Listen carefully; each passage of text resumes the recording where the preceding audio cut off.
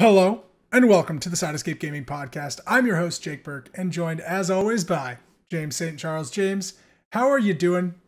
Tell me what's amazing. Up. Amazing. Wow. Yes. Why amazing? Tell me what's up. Because I'm 1 day away. 1 day away from what, James? Tell the I'm people. going down to San Diego to meet you for the first time ever. Wow, we've never met before. This is the first time ever Yes. in person. We've only just somehow got together and made this show. This is when you'll realize that I'm actually 6'9". Yeah. I can tell, right? Very, very tall. That shelf gives it away right there. Yeah, that shelf. It's like 7 foot. Yeah.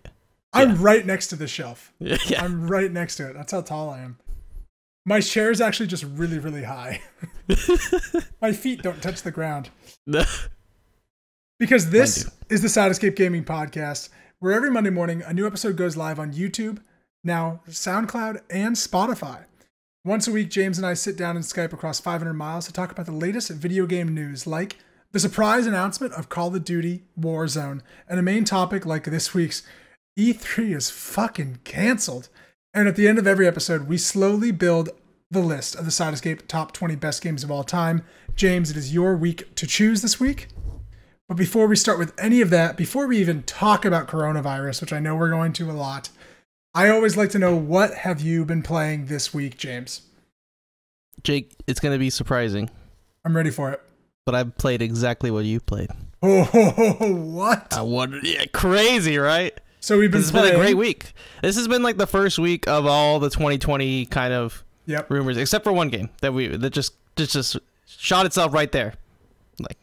But the first game I'll talk about is one that we knew about. Yep. One that came out. Yep. Ori and the Will of the Wisps. Oh. Free on Xbox Game Pass. Amazing. Like, boom, right at 9. I guess midnight East Coast. 9 p.m. PST. Boom. On the store, playable. Go. Here's the big problem. Uh-oh. Audio's fucked. The audio is kind of fucked. It's so bad. And they had an 8 gig patch today. Still fucked. Did they? Yes. Oh, I didn't even update yet. I'm mad about it. So how far are you in, roughly hours-wise?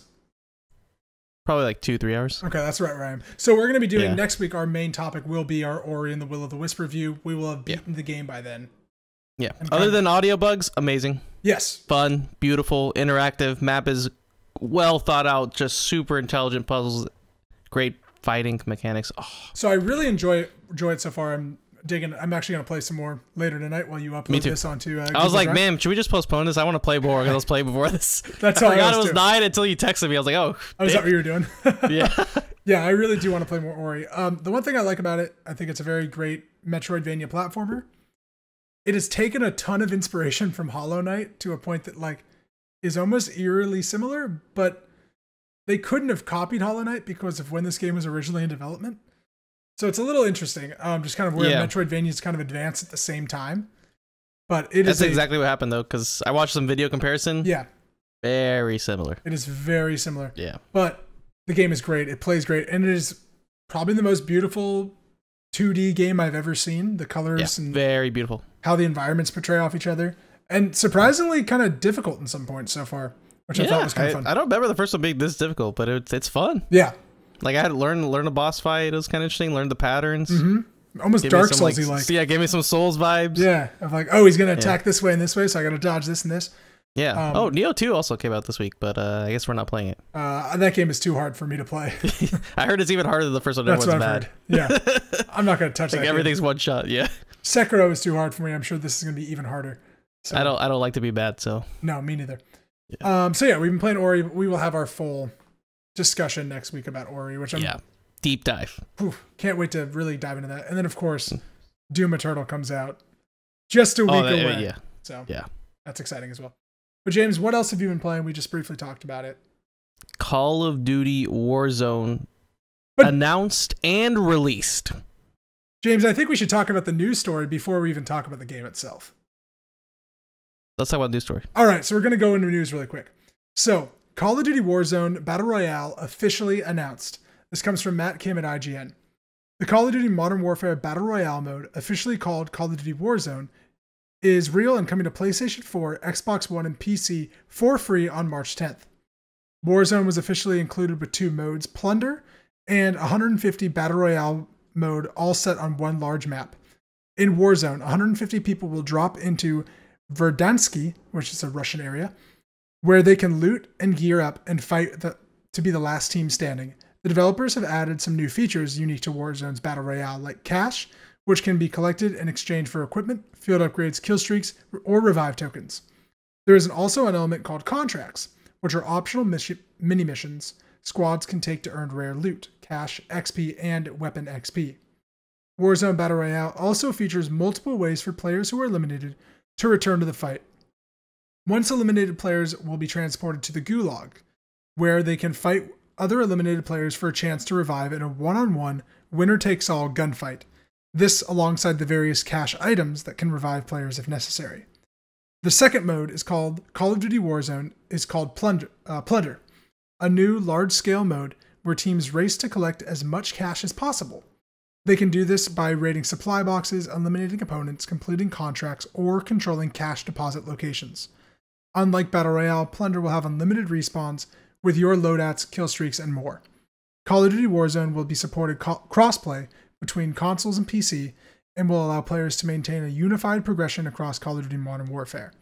All Battle Pass rewards and purchase items will carry over into Warzone from Modern Warfare, but this is a free-to-play mode, you don't need to own a copy of the game for Warzone.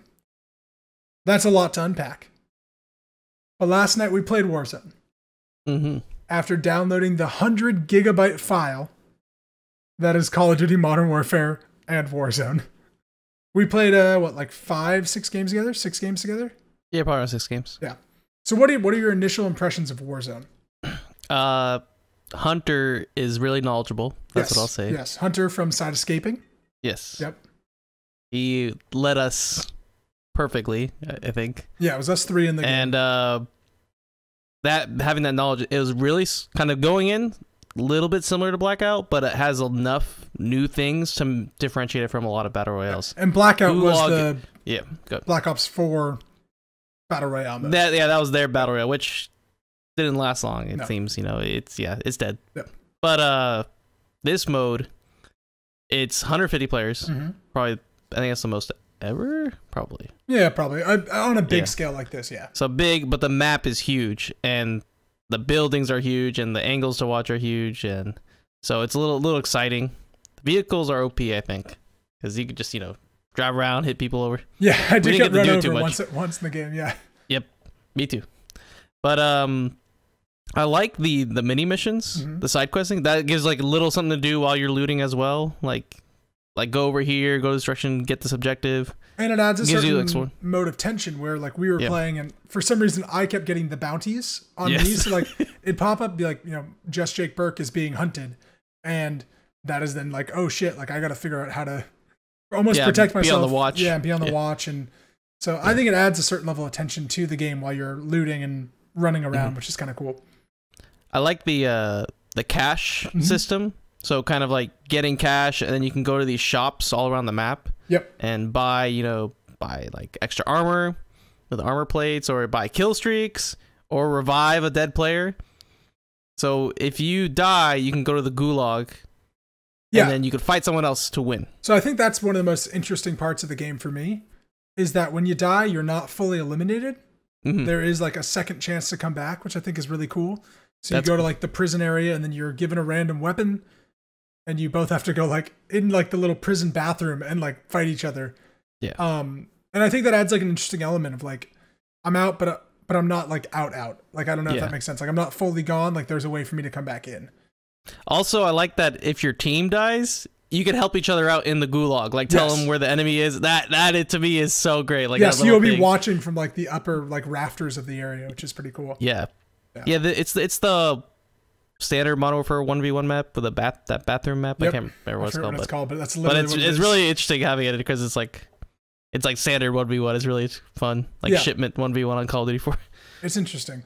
Yeah. So I think it's a really well made mode. I think it's cool. Like thing we didn't mention, when you drop, you do spawn with a pistol, so you already have a weapon, so you're not like running around without anything to fight.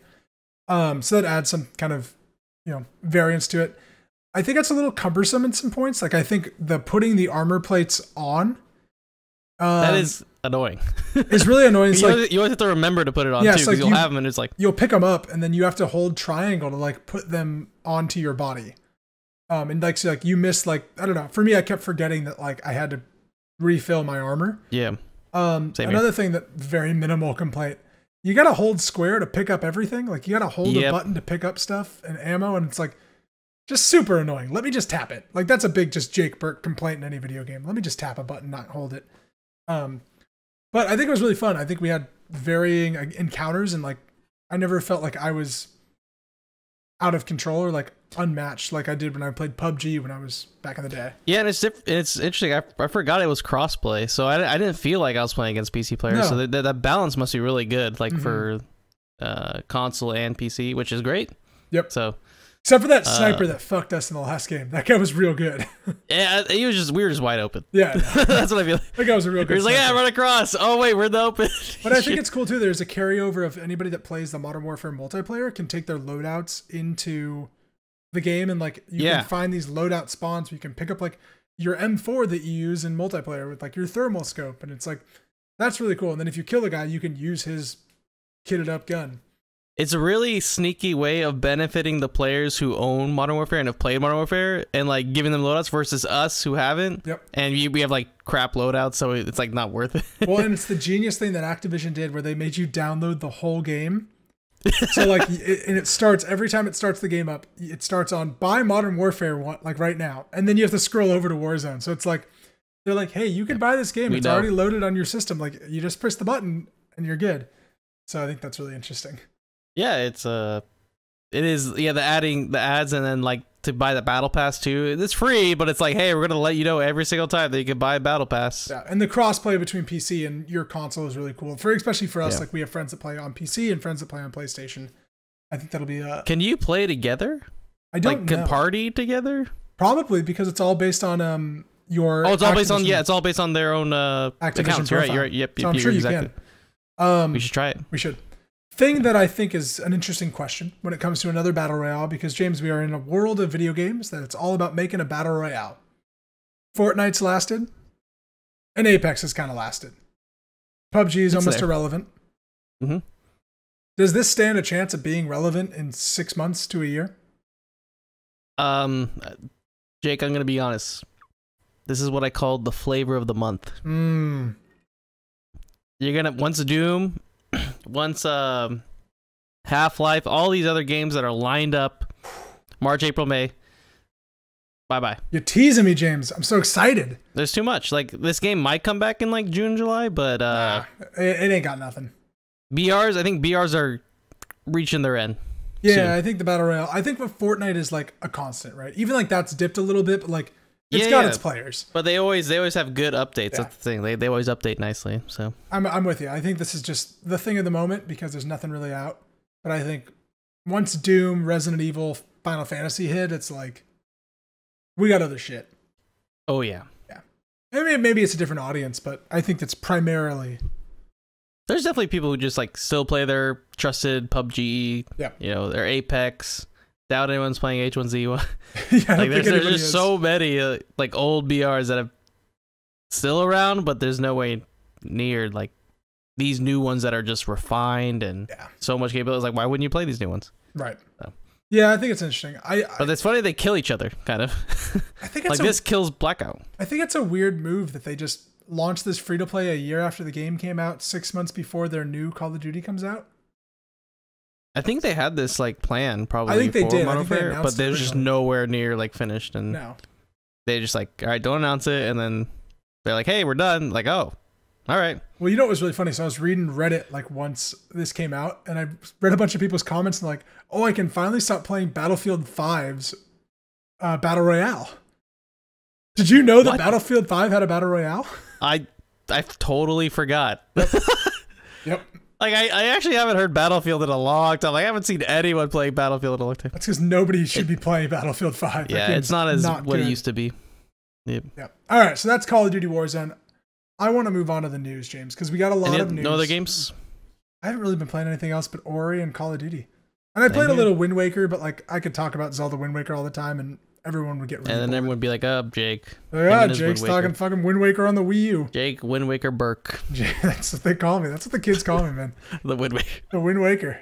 I walk into the club and all the bitches are like, yo, that's the Wind Waker. That's actually a good name. That is a good name. Yeah. That's a cool rap name.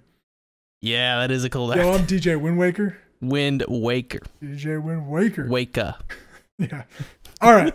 Now we're going to talk about the news. There's 2 news stories before we get to the main topic, which is E3. But we'll get there because honestly, I'm exhausted by this coronavirus talk that I want to wait as long as possible before we get there. Yeah. The first news story I thought was kind of interesting. We may not have a lot to say on it, but it's an interesting hiccup in something that we know and love, which is Madden. 2K partners with the NFL to create multiple non-simulation football titles by Rebecca Valentine at gamesindustry.biz. 2K has partnered with the National Football League to release the multiple upcoming football titles, with the first planned to launch in the calendar year 2021, Take-Two's fiscal year 2022. Currently, the titles are in early development with the studios to be announced. When asked if multiple titles meant a series or several different IP in an interview with gamesindustry.biz, 2K Sports Senior Vice President of Operations Jason Argent responded that what 2K is planning will consist of more than one game thematic. 2K has confirmed that none of its in-developed NFL projects are simulation titles. So simulation titles basically meaning like Madden, right? Like portraying the game played as is with 11 on 11 in the NFL stadium. Because I think that's an important note to identify what that is. Argent also notes that the deviation from the simulation genre is in part of the effort to make the games that are a broader, more accessible and easier, and with more consumers able to get into these franchises. That's a sentence. We'll be able to. We've been excited about the notion of this since the last time we had an NFL game, which was NFL 2K5 in 2004. Wow, that's when they stopped? That's when they stopped. Jeez. It's been 16 years plus of hoping and wanting to get back into the business with the NFL, and both parties have grown tremendously. I think us, just from a quality and depth standpoint, and obviously the NFL has done a fantastic job of growing their businesses and a global footprint. So if we're all a bit giddy to get into these games going. And then update. So basically, that was everything that happened, and there was an update of the story like 2 or 3 hours after this broke. EA clapped back. EA said, fuck you, 2K. EA has shared the following statement in response to 2K and the NFL's partnership. EA Sports is the exclusive publisher of the NFL simulation games, and our partnership with the NFL and NFL Players Association remains unchanged. Our agreements have always allowed for non-exclusive development of non-simulation games on various platforms. EA has also affirmed it will continue to build its Madden series, more new and different experiences on more platforms with new ways to play in the years to come. Okay, so James, in a nutshell, here's what it is. 2K gets this license back, which EA said that they never had exclusivity on, which is weird, right? So they're like, hey, we can make non-simulation games, and EA goes, they could always make non-simulation games, which is kind of weird. Mm-hmm. The NFL's Player Association, this is a keynote, is not licensed to 2K. So 2K can make football simulations with the NFL brand, but as of right now, they cannot have any NFL players in it. So they can make like a NFL sports Blitz game, but it's going to be all new players. As of right now. Tyreek Mountain. Yeah, right. Patrick Mahomes. Yeah. So that's interesting. And then Derrick of course, Derrick Henry. He's bald. He has no hair. So I think that's an interesting kind of wrinkle in everything. But 16 years without another football game but Madden. That's nuts. Yeah, that I didn't know that until I realized like there for the longest time it was just Madden 2K stopped making them, but I didn't realize it was because of the exclusivity. Yeah. Yeah. So, quick question. Yes. I was reading up on this before. Mm-hmm. From what I understand, EA still holds NFL Blitz rights. Yes. So yeah. Except they go this year. I heard that like the rights expire this year. Yeah. So I don't think it'd be an NFL Blitz title, but I think it'll be like, you know how the NBA has those NBA playground games. Yeah. I think it'll be like that, where like you have like football playground. Yeah, like a football playground where it's like 3-on-3, and like you got a quarterback and 2 receivers, and I think it'll be something very similar to like almost like an NBA Jam kind of game of football. What do you think about football BR? Yeah. 150 football players drop in on a football field.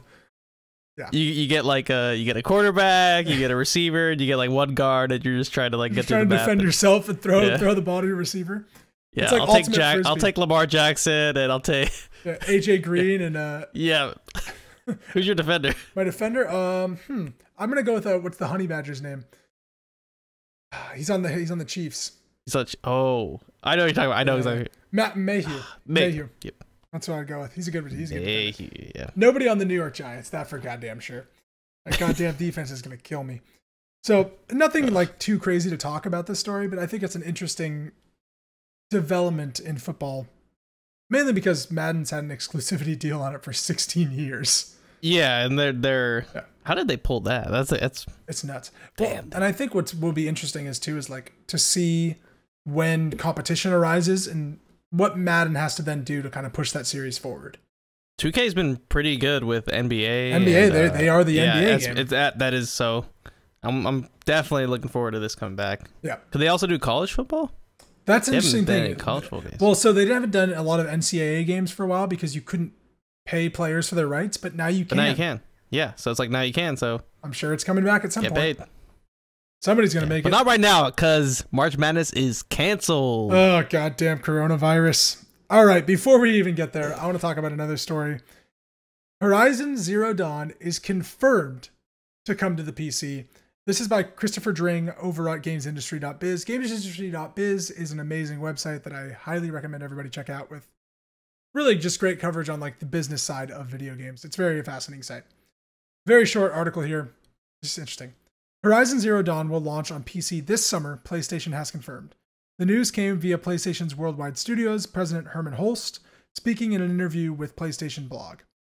Holst doesn't rule out more first-party games coming to the PC, but says there are no plans to release PC versions of PlayStation games at the same time as their console counterparts. Horizon Zero Dawn launched on PS4 in March 2017. I think it's important that we stay open to new ideas of how to introduce more people to PlayStation and show people, maybe, what they've been missing out on, Holst said. And to maybe put a few minds at ease, releasing one first-party AAA title to PC doesn't necessarily mean that every game now will come to PC. In mind, Horizon Zero Dawn was just a great fit in this particular instance. We don't have plans for a day and date PC releases, and we remained 100% committed to dedicated hardware. Now, James, before you even talk about this story, I want to pitch you on what I'm thinking. Okay? Pitch me.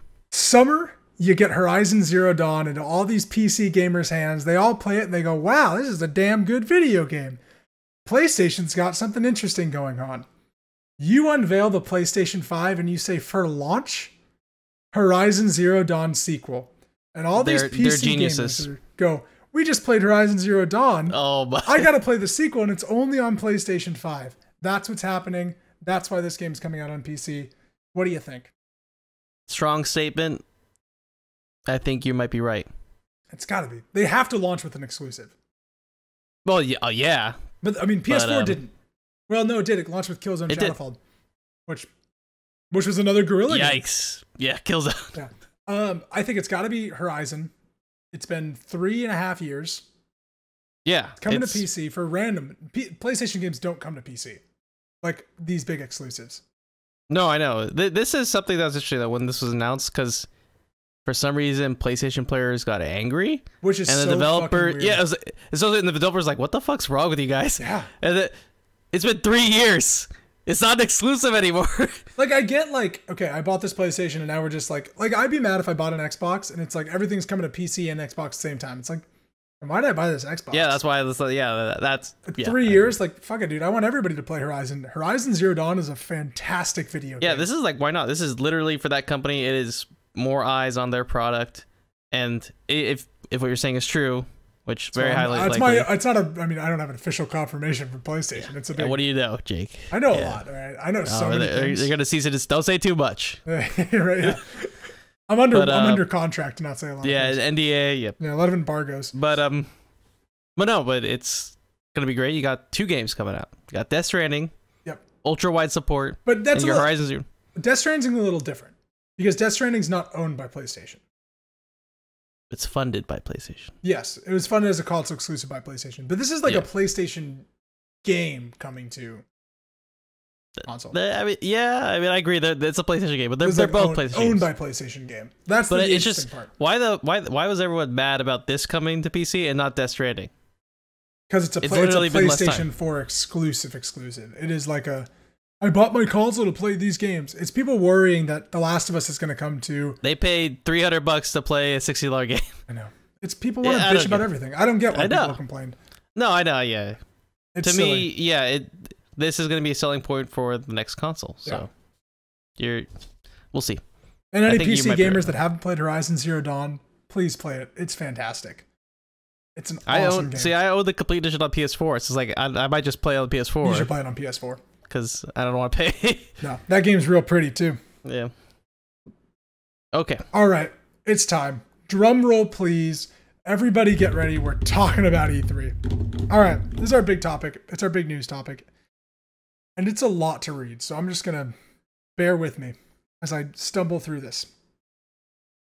E3 2020, James, has been canceled. Canceled? Canceled. Ixnayed. Done. This comes by Jason Schreier at Kotaku. Now, before we read the article, something weird happened before this was confirmed. There was rumblings around the Twittersphere that it was going to get canceled. And then Devolver Digital, who does a semi-E3 press conference, but they do it in this parking lot across the street from E3, which is hilarious. They're an indie developer. They then just tweeted out randomly, cancel your flights, cancel your hotels, E3 isn't happening. Yeah, that was the best. Before anybody else did anything. Yeah. Oh, that's great. No, but then everyone like comes out of the woodwork and they're like, "Oh yeah, my dad's friend or something." Like my guy at ESA, he told me that they're gonna cancel tomorrow. And then it was kind of not true. And then of course it was true. But it was just weird that Devolver Digital did that. Okay. They knew. The biggest trade show in video games is skipping a year.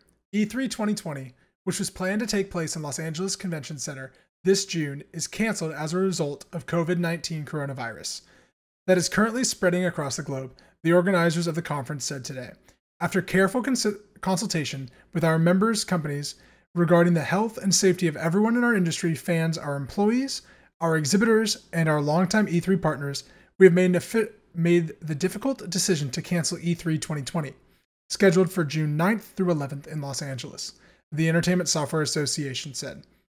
The video games lobbyist group that runs the trade show said in a statement this morning.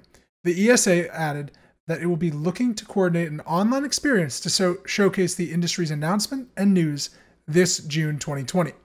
Traditionally, E3 has two parts. During the first few days of the show, from Saturday through Monday, major video game publishers like Microsoft and Ubisoft hold press conferences to showcase trailers, announce their latest games, while Tuesday through Thursday, the show floor opens for business deals and video game demos. The first part will be far easier to replicate than the second. Microsoft has already announced that an Xbox digital event will happen this year, as has Ubisoft, and I think Nintendo also confirmed something since this has been written, and I'm pretty sure EA said they're also going to do something. Yeah, they're going to do something.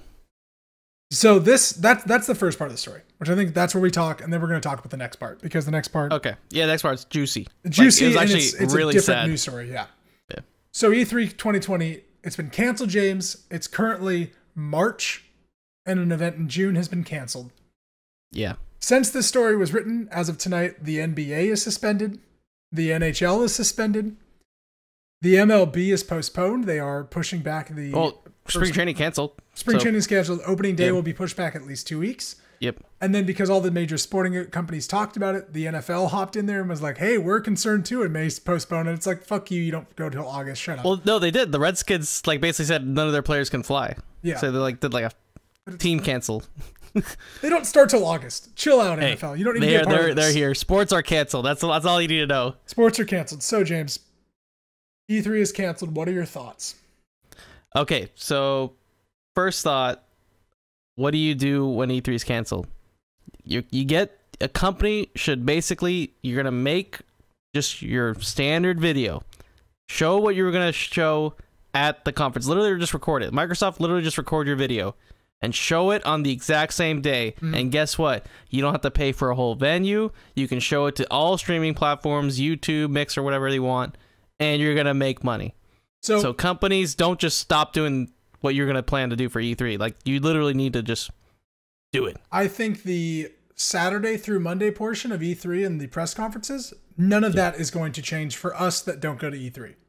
Yes. We are going to get our Microsoft, our EA, our Ubisoft, our Bethesda on Sunday night, our Nintendo on Tuesday morning. We're going to get all of that. Yeah, but I don't think we're going to get it with crowds. No, it will be digital. It will be purely digital, recorded. Yeah.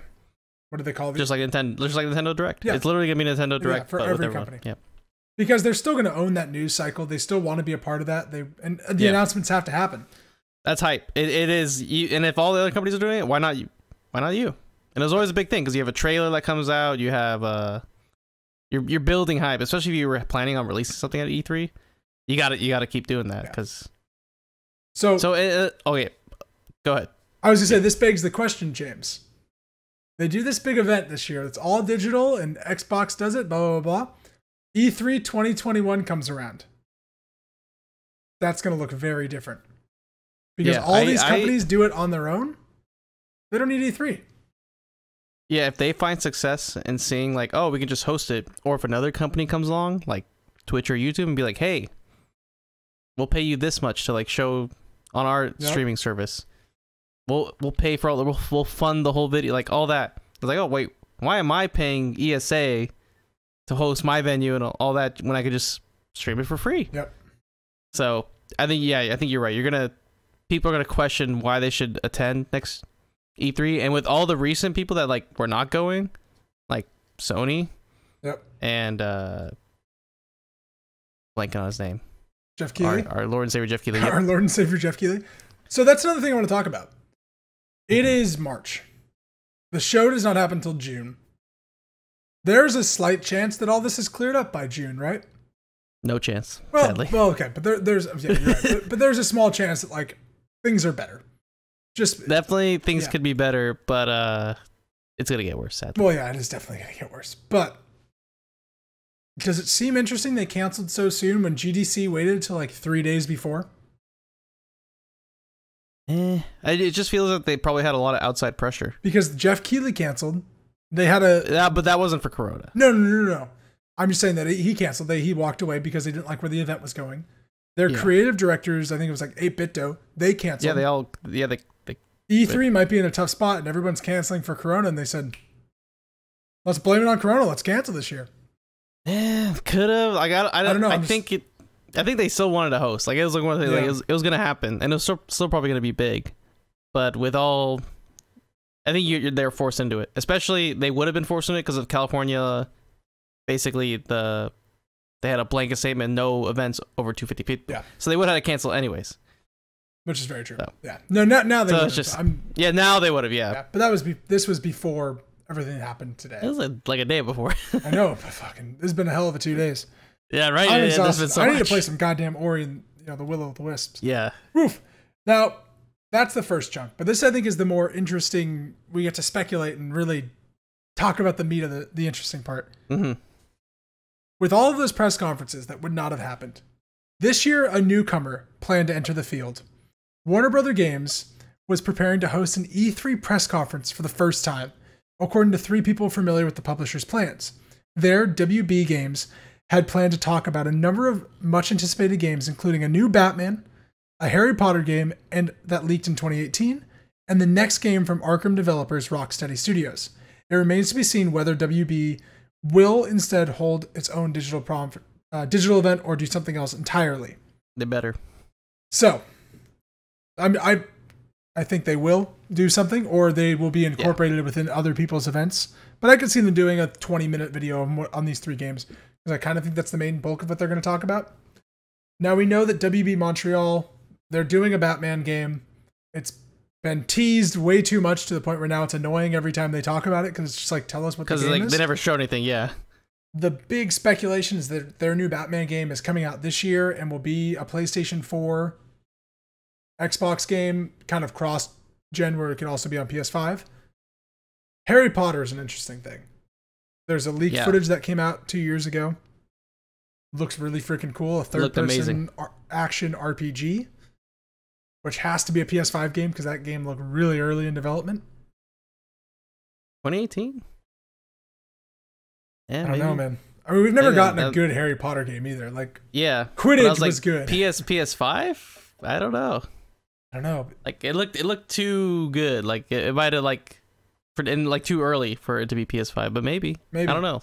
And then you got Rocksteady. What the fuck is Rocksteady working on? Yeah, I was like, when I saw Rocksteady, I was like, what? Because we know that they've confirmed it is not a Superman game. Is it DC Comics related? Aquaman. I'm sure it is. Aquaman. I'm thinking Suicide Squad to coincide with the Suicide Squad movie that's coming out. Because there's actually cool Suicide Squad stuff. The DC movie was just garbage and it hurt me inside. That would be my prediction, would be a Suicide Squad game, but that's just me. I think it's interesting that they plan to hold a press conference. With just 3 games. Why not? What else would they have? It's hype. For 3 games? Put them in other people's shows. They could, I mean, their introduction. They probably want to like show off some cool stuff. James, last year, Blizzard. Square Enix... Blizzard shows off like 2 games and they have like a whole convention. I know, but Square Enix had a fucking press conference. And it was just Dragon Age again. It was the same Dragon Age game they already made, and they were just announcing that it was on Switch, which we already knew, and they were just telling us like the release date. And then it was Final Fantasy VII Remake, which was cool. Yeah, but they showed it like 3 different times, and then they showed the most disappointing Avengers footage. And that was all they showed in that press conference was terrible. Yeah, I mean, last year, when I think about last year's E3, it was just 2019. It was all Keanu Reeves. That was it. Yeah, it was just like, oh, 2019 sucks because all these games aren't going to come out. 2020, boom, we're looking good. Oh, not right now, but well, no, but like for video for gaming wise, we're looking good. Yeah, for gaming, we're looking good. The world, it's on the brink. Yeah. So I think it's just an interesting thing that WB was going to hold a press conference. I don't know. I was looking forward to it. Very sad. I'm sure they'll still do something. Yeah, that would have been amazing. But give me a 15-minute little tightly produced like. Just a quick. These are the 3 games we're working on. Here's what it is. Yeah, show me the developers. Let me get their commentary. Let me hear like 120 FPS or something. I don't know. I mean, is it possible that Rocksteady's working on Harry Potter? No. Why? I don't think. Why not? It just. Why? They're coming out with the RPG. Like, why would they be? I don't know. It's just like I feel like it'd be something if they didn't say it. No, and the fact that it's separated and it's. I mean, I'm at this point, the way Jason Schreier writes, I'm sure he knows what that Rocksteady game is, and he just can't be the guy to leak it. Maybe. That's what I'm thinking. I hate how secretive. Like how to this point, we're like Marvel unleashes, and they're like, here's the next 7 years of our movies. Get ready. We're like, video games are like, you can't know what we're working on forever. We've been working on this game for 5 years, and we are now just telling you. It's like yeah, Rockstar. Dude, Rocksteady hasn't made a game since Arkham Knight, and that game came out in like 2015. Damn. So another 5 years. Another great game. We'll see. Maybe you're right. I don't know. It could be Harry Potter. I'm curious. I think there's a chance that they are the Harry Potter developers. That would make sense. That would make sense. That'd be why it looks so good. Yeah. I could see it. I don't know. Yeah. I'd be kind of into it. I'm ready for like an awesome Harry Potter video game. I'm ready for a Harry Potter revival. I'm ready for it's time to go back. Make Harry Potter cool again, because Harry Potter sucks right now. Let's get like a new Harry Potter. I don't want to be that guy that Harry Potter slightly overrated. Anybody, turn it off. Any guy that wants to compare Harry Potter to Star Wars with me, I'll take you down. Attack of the Clones is better than any Fantastic Beasts movie. I'll go to the bank on that one. Oh, I mean everyone agrees with you there. I'm just saying, like Fantastic Beasts doesn't even it doesn't even get on the map. You know what movie this is not at all video game related, but I constantly think about how bad The Crimes of Grindelwald was. Oh, please stop. And I'm just amazed that someone made that movie. Anyways. They had to make something, basically. They did. They had to make a movie. That's true. All right. That's our news. That's our E3 coverage. I know the coronavirus, it's a little tumultuous and interesting to talk about, but James, before we close out this show, we always come back to the top 20 Side Escape lists of video games. We mentioned last week we may be culling this list eventually and taking some games off because of recent playthroughs, but I'm going to read you what we have so far. So far for our top 20 games, we have Super Mario World, Minecraft, The Last of Us, Doom 2093 or 2093.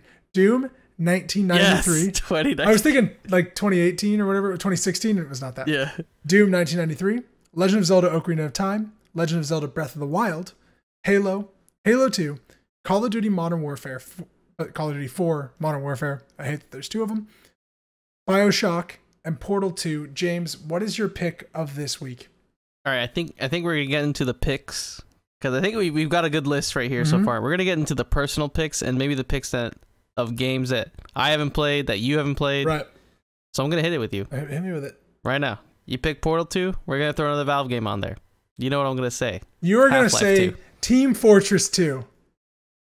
I could, but I didn't play enough Team Fortress 2. People probably have like a deep love for that game. I have no love for that game. Yeah. It was fun to just click around it. Nope, Half-Life 2. I have a love for that one. Pitch me on Half-Life 2. Tell the world why that deserves to be the top. Okay, I won't spoil the ending because, frankly, it doesn't exist if they remake 3. So is Half-Life 2 including all the episodes? Including all the episodes. Okay.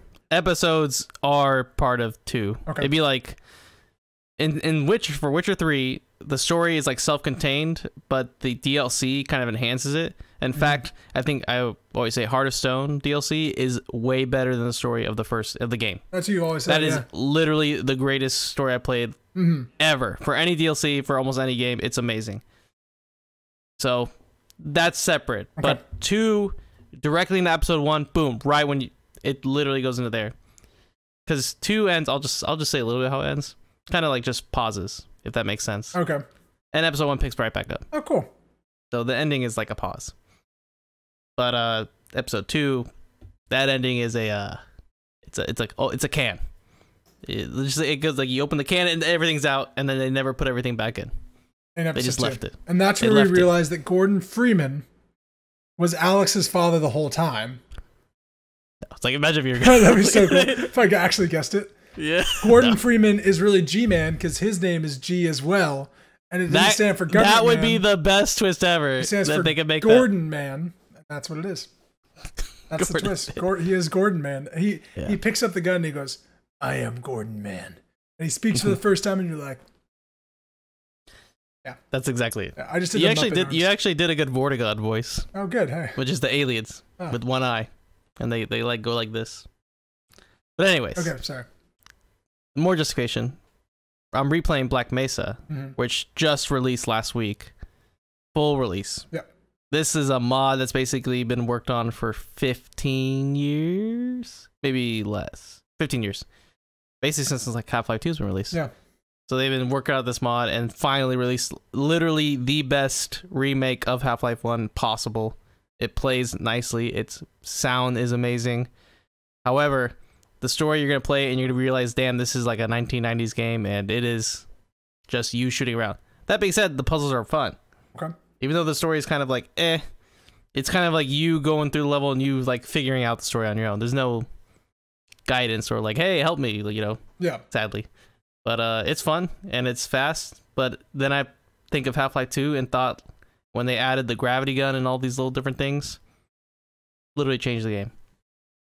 So that with the story and what your goal was in that game with the episodes and why they never continued it, it just doesn't make sense. And it was lost in time. So currently Half-Life 2, if you played it, it may not be as good, but back in 2005, I think you have 2006, to have Half-Life on this list. Yeah. 15 years ago, if you played it, it's the king.